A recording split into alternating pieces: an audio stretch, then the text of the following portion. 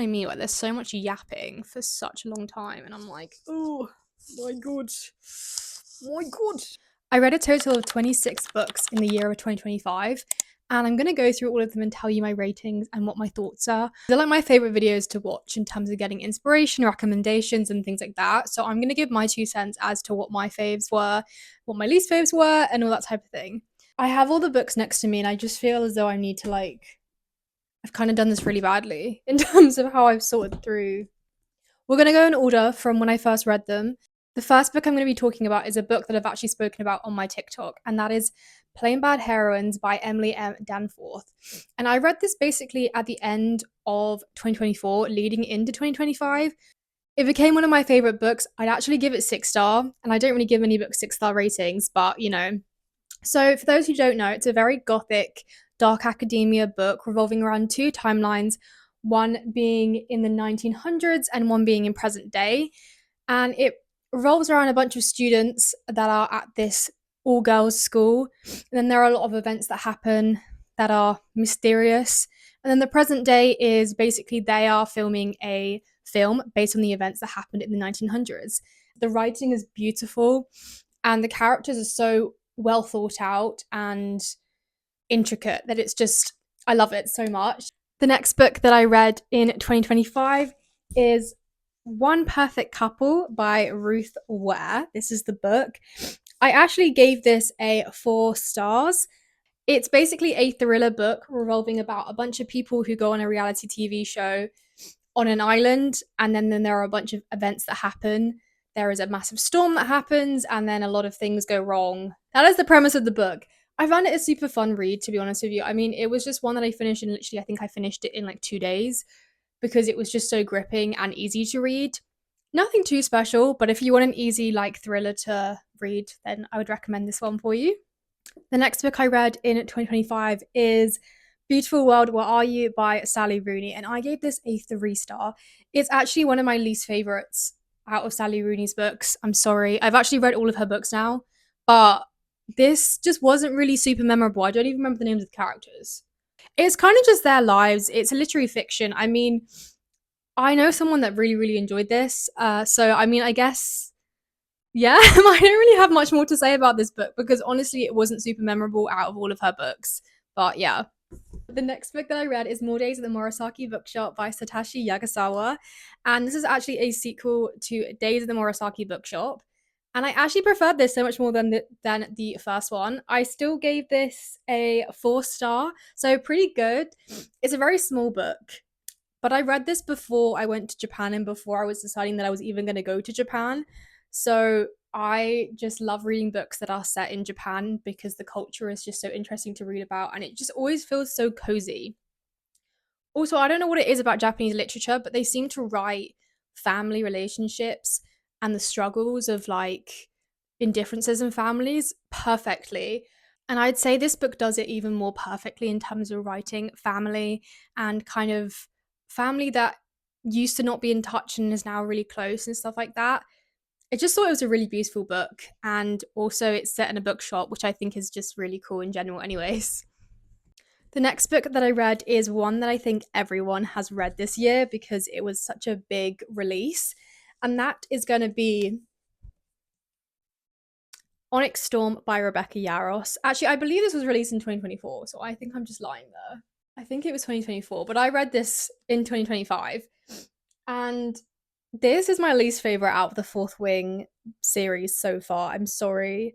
I mean, okay, Fourth Wing, I think the concept of Fourth Wing is super cool, and I love the first book revolving around dragons, and there's like basically we have our main character who's kind of seen as this weak individual, and she basically shows up and she proves everyone wrong, which I think is such an interesting character to read about. And there's obviously some romance in there, which is always great, and also the friendships that she has in the first book I also really enjoyed. However, I found by this book I was getting so lost with characters. I was reading it and I was like, who are all these people? Rebecca Yarros has literally put like an index of like all of the characters and their powers and their dragons' names and everything like that.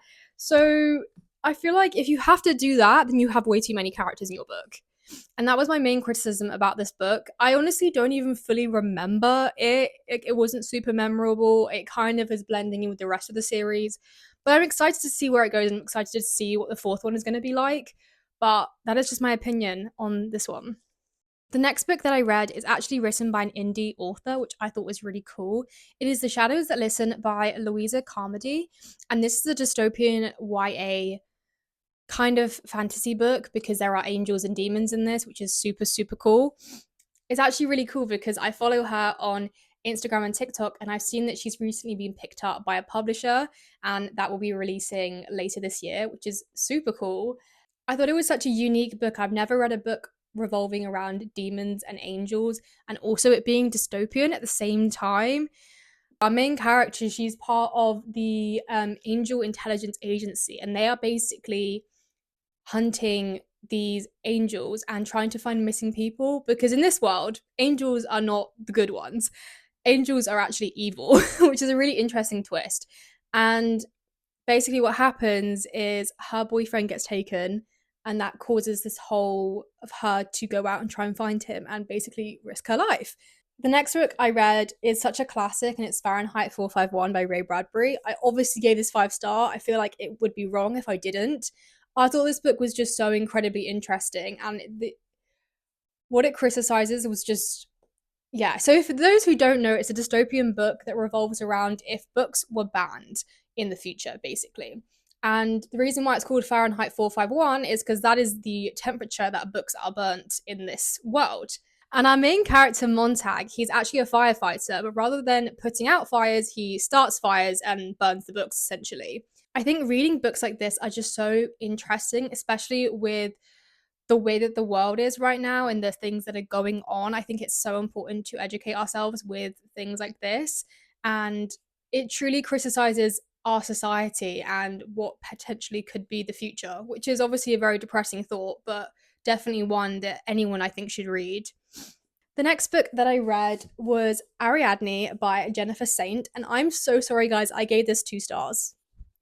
To the point that I don't really fully even remember. Like, I do remember this book, and it's about Ariadne and obviously the myth of Ariadne. It's a retelling. And I think it did a really beautiful job in terms of criticizing how women are constantly the ones that receive the most amount of pain and torture because of a man's actions. And that is very evident within Greek mythology when we think of Medusa and things like that. So I thought that was just such an interesting. And there's a quote in here that I think I might have underlined it, but I actually don't know what page it is.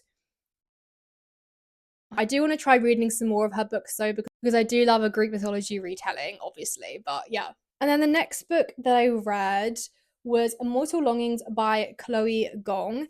And I gave this a 3 stars. This book didn't stand out to me, I'm gonna be so honest. I feel like I read a lot of books that had kind of similar sort of premises. For this one, there was some deadly games, which is why I picked it up in the first place, because it just sounded really interesting. Kind of like Hunger Games vibes, but not really.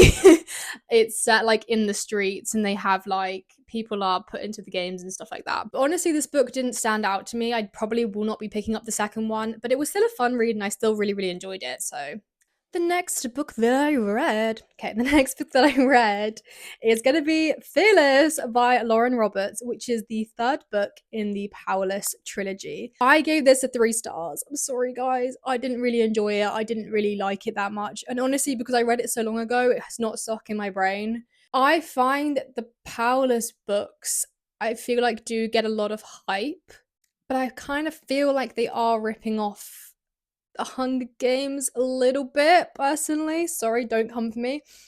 Some of the things that happen in the book, I can't really say without spoiling.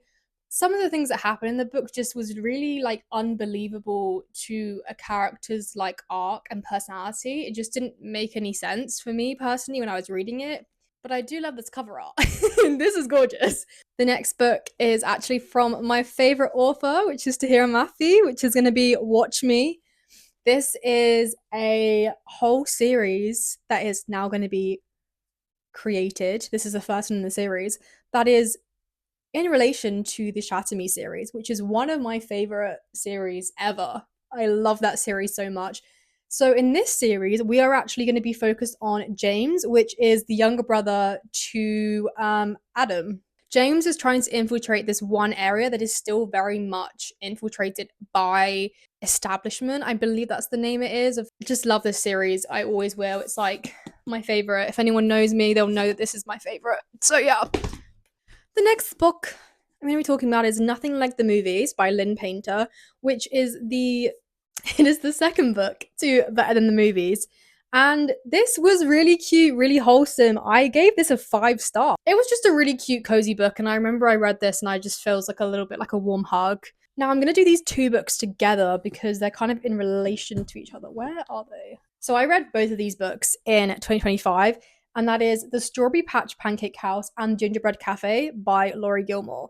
I have read all of her books, all of them. This is the most recent one that she's released. I'm dropping everything. She is due to release a new one, I think, in this year, but I don't know what month it's coming out. I honestly, these books, they don't like every single time I go back into the world, then I kind of get really like, I remember everything about the world, but they're not, I always find with romance books that they're not like incredibly like memorable. But when I read them, I know I have a great time reading them. And it's kind of like that with these books. This is Annie and Mac, which is the couple that we've been wanting to know the whole time. If you read the series, you probably will know what I'm talking about. And we finally get to know why they hate each other, which is like such an interesting thing. However, I'm gonna say this was my least favorite. I think I gave them both 3 stars. It's just like a little warm hug. But they have got spice, which I do not really like, but okay guys, I read a book that I don't even know why I read this. I'm gonna be so honest with you. I got this gifted from my accommodation, which is why I read it, and guys, I Am Sin by Helen Hard. I gave this 2 stars. This was not good. This is a dark romance, and that is not my vibe at all. I'm not like a. I don't really like super like spicy, smutty books. It's not really my cup of tea. I don't mind a bit here and there, but like this is crazy. But also, I just found the characters to be like not good. I was reading it and I was like, why am I reading this? But I did read it really quickly because it is quite a thin book. But I would not recommend at all. Unless you like that type of stuff. I mean, if you do, then here you go. But not for me personally. And now this is a romance book that I can get behind, and that is Hello Stranger by Catherine Center. Gave this a 5 star, and I actually read 2 of Catherine Center's books this year. But this was my favorite. I loved this book. The concept behind it was just so cool. And I find with Catherine Center's books is that she doesn't just write the romance, she also creates really in depth characters that have normally had something happen in their lives, and then also kind of writes her relationship with her family really interestingly. And so we have our main character, Sadie, and she basically is a portrait artist. And she's going to be entering into this competition to make some extra money. But unfortunately, she gets in an accident, which basically causes her to, I don't know what the condition is called, but when she looks at people, she can't fully see them for like as they are, which kind of causes a massive issue for her career basically. So she has to work around that. And she meets 2 guys during that time, and then the next book that I read, another 5 star book, is Deep Cuts by Holly Brickley. I loved this book. This is basically normal people, but people who make music. And also they make a lot of like music references in here to like songs. I think that she's like made a playlist that you can listen to, which has all the songs on it. But honestly, if you like normal people, if you like One Day, that type of vibe, you should pick this up. Next book that I read was Strange Pictures, and I gave this a 3 star. I found this book to be incredibly disturbing. It's basically, I think there's 3 different stories, mini stories in it. They're all connected, and you'll find out why they're connected at the end. Each story, you see pictures throughout the story, which basically help build the story. And then I've read a whole series this year. Well, actually, it's not a whole series because there's still one more book to come. But that is going to be the This Woven Kingdom series. So I have all of the books here, and then the most recent one, which is Every Spiral of Fate. And this is my favorite so far. This is the 5 star read for me. I've never read this series, obviously. I was like, heard of it, and I was like, I don't know if I'll like it. But genuinely, the writing is so beautiful and intricate. The way she talks and creates the world that they're in is just so Oh, I love it. And our main character, Elise, she is the lost queen, the lost heir of the Jinn people. And we have a character called Cameron, who is a prince, and they have a little bit of a thing going on, a little romance thing.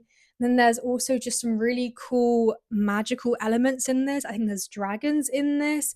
It's just a really beautiful series, and I really would recommend.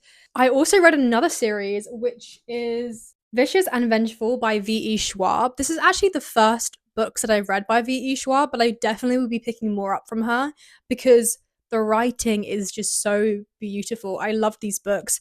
I believe I gave Vicious a 3-star and Vengeful a 4-star. But if you don't know, they are basically kind of dark academia, a little bit gothic, set in a college surrounding two characters, Victor and Eli, who are doing a thesis surrounding these people called extraordinaries, which are basically people who get powers after a near death experience. You get to see their relationship, and their relationship is really. Some people would argue it's queer.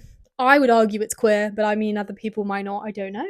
Like I said, I read another Catherine Center book this year, and that is The Rom-Commers. And I gave this a 4-star. I think maybe I'd give it a 3-star because I actually don't really remember this book that much. I know that it's kind of revolving around screenwriters, and we have our main character who wants to be a screenwriter. The next book that I read, another Sally. Guys, I was editing this and I didn't realize until just now that my mic died.